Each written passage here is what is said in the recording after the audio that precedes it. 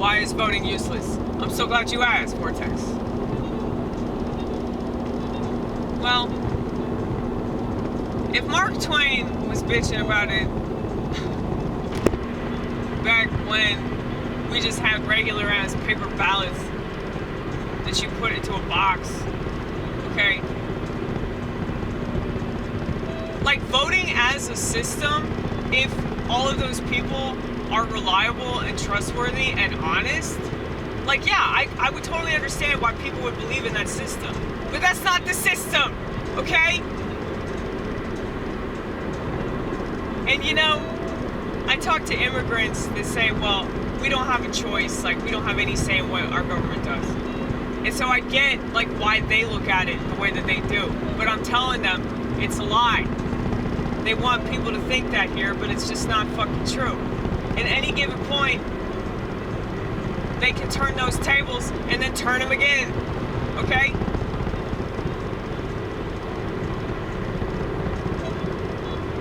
So whenever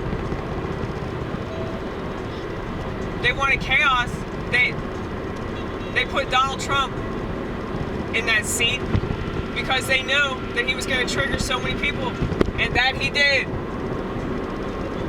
It's crazy because this presidency is so much worse, but people are way more stable though. I mean, not financially, but the kind of chaos that was ensuing because of Donald Trump, that's not happening now. Even though things are so much worse, and even though, like, you have so many of these, like, worthless immigrants pouring into the country. I'm not calling them worthless because, you know, I think that they're, you know, shitheads for living somewhere else. That ain't it. I say they're worthless because they're not gonna have a good skill set. They're coming over here because their country's falling apart. They're not coming over here because they believe in the American dream or whatever the fuck, you know? There are plenty of immigrants that are over here because they believe in the American dream and they've utilized that, whatever the fuck that is. That opportunity. They've made money. They made something of themselves. They started a business. They started a family. There are immigrants in this country that have way more than people that have lived here their whole lives and just never utilized the opportunity that they have. Now, I'm not saying that there aren't, you know, setbacks that are in place for a reason in order to hold certain people down. I do believe that. I think that we can have more opportunity in this country and also have institutionalized whatever. A lot of people call it racism. I think it's just institutionalized, you know, keep people down. Keep the weakest down on the ground. And unfortunately, you have too many of them that take that bait and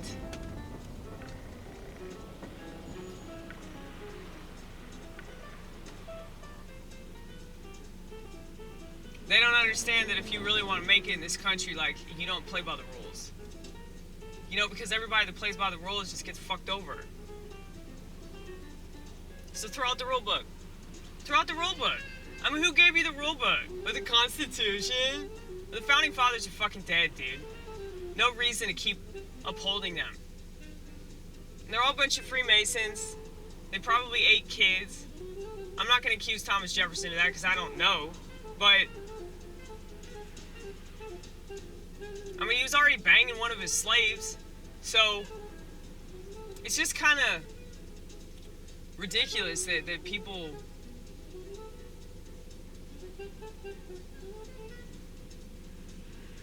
it's like they hold certain systems in such high regard, but it's because of that high regard that system's able to screw so many people over. You know what I mean? It's like, because we have this illusion of control involving the president, or involving the governor, or involving the senators, because we have that,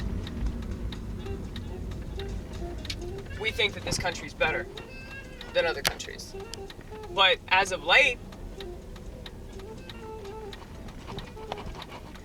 You know, it's been proven that this country's a third world country, right?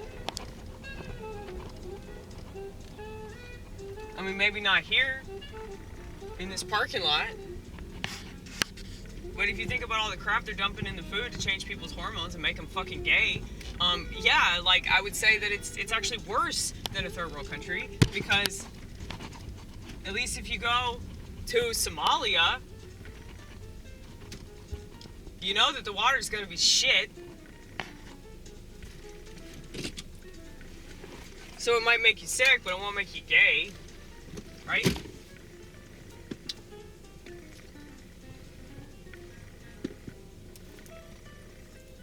I'm just saying it's an illusion. It's an illusion that people are desperate to hold on to because they don't want to accept the truth about the place that they've upheld for such and such a time.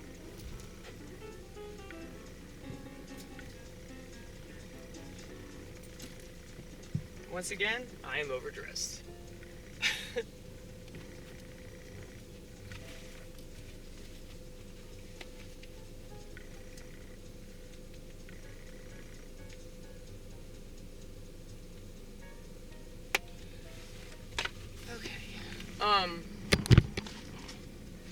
What shirt should I wear? Should I wear this one? Freddy Krueger?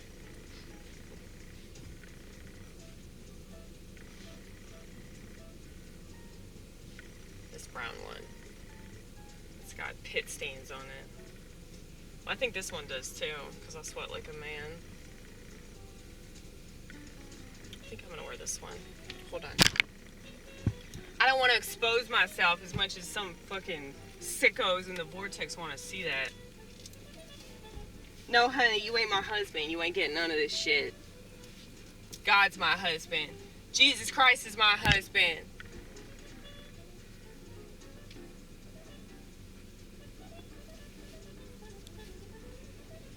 But anyway.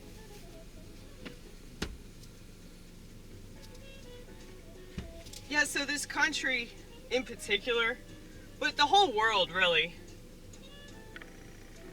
is part of a script, okay? It's part of a script. So, that's why I say what I say about it. And only the truly woke understand that. I mean, you notice that all the policies of the previous president just allow the next president to do what they do. So basically, like, the whole idea of the two-party system is to just screw people over from over here and then from over there, and they're both working together to do that. And so they have all these citizens convinced that, oh, if they vote for these people or they vote for those people, they ain't gonna get screwed over. But little do y'all know, nobody's your friend, okay? Not even Trump, baby, not even Trump. But they use him because he's right about a lot of stuff. And he's very, very smart. So, a lot of people see him as like the last hope.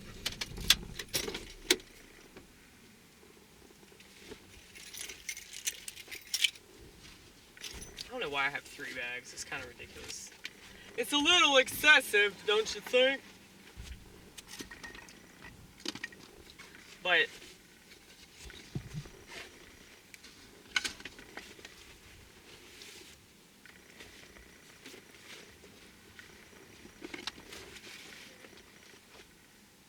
yeah, it's just sad that, like, people don't notice that they're being screwed over in all these ways. It's like they only notice it when it happens from, like, a particular angle. But that's part of the problem, you know?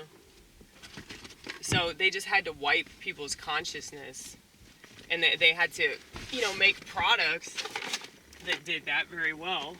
And encourage people to buy those products. You know, like the smartphone. And, yeah. Voila. Fucking America.